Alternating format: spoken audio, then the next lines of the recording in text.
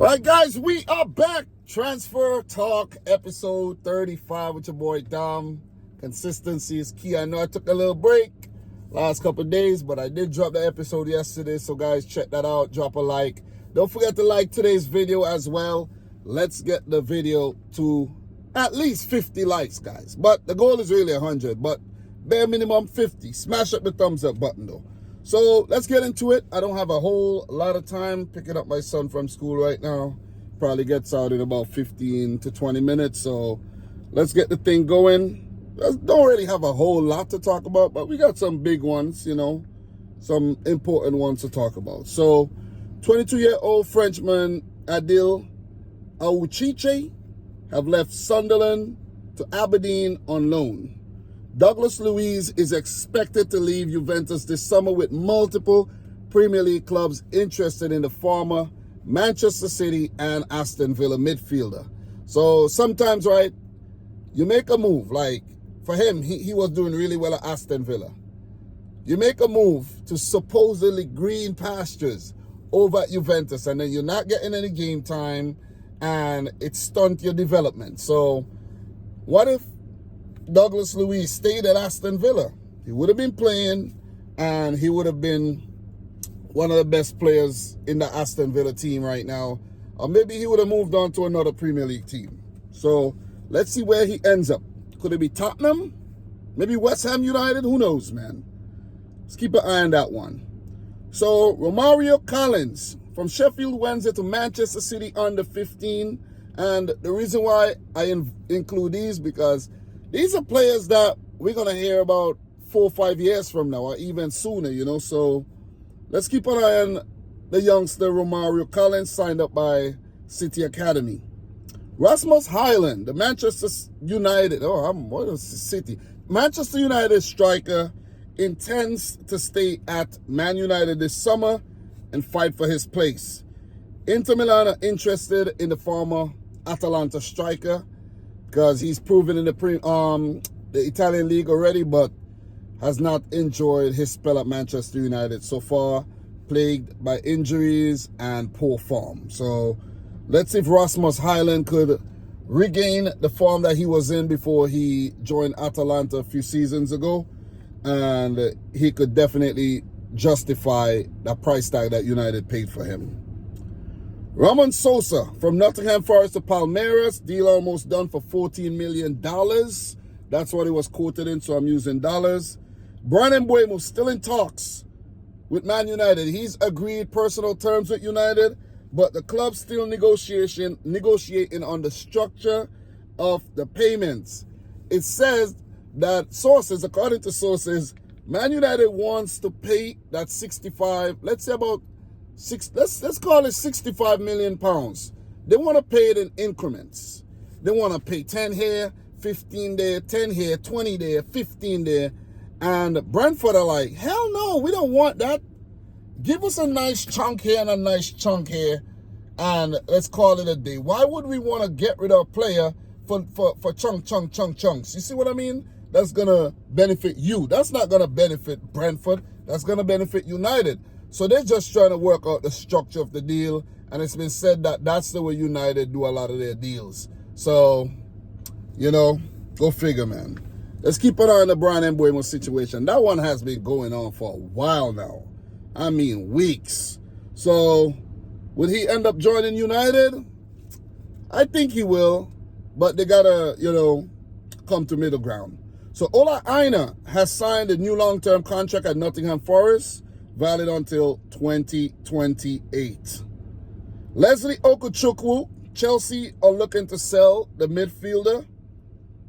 And Chelsea got so many players, man. So many players. They don't know what to do with the players that they have. And they're looking to offload quite a few as they look to revamp and refresh their squad. Mohamed Kudus, according to Alex Crook, Tottenham's bid for Mohamed Kudus, including add-ons that kicks in only if they win the Champions League or Premier League, which is nuts if you ask me. And West Ham United have told Spurs to come back with a more realistic offer, which guarantees them at least £60 million for the Ghanaian winger. Listen, that's a lowball offer, man. If you win the Premier League or the Champions League, that's the only how you're going to get the add-ons. Ridiculous. Ridiculous. So, Edison, the Atalanta midfielder, according to Goal Brazil, Man United are interested in signing the player, and his rights holder demand 60 million euros for the highly rated midfielder. Also linked to the move to Manchester City before, probably Liverpool as well.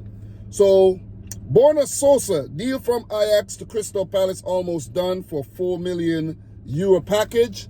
And still on Crystal Palace, Davide Calabria is on the radar of Crystal Palace. The Italian right back is currently a free agent, having last donned the colours for Bologna on loan and AC Milan. The deal advances quick for the 28-year-old Italian. Benjamin Sesko, RB Leipzig are demanding up to €100 million for the 22-year-old Slovenian striker. I don't know, man. I don't think Arsenal should pay that type of money for